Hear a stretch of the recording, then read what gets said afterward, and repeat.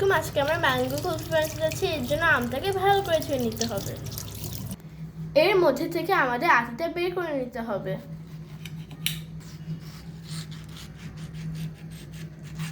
এক কাপ দুধ, তারপর 1 টেবিলস্পুন চিনি,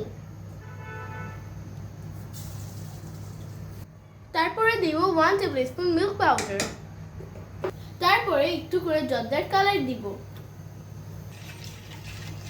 তারপর ভালো করে মিশিয়ে নিব। দেখতে পাচ্ছেন দুধটা এরকম ঘন হবে। দুধটাকে আমের মধ্যে ঢেলে দিতে হবে। থেকে 8 ঘন্টা ডিপ ফ্রিজে রেখে দিতে হবে।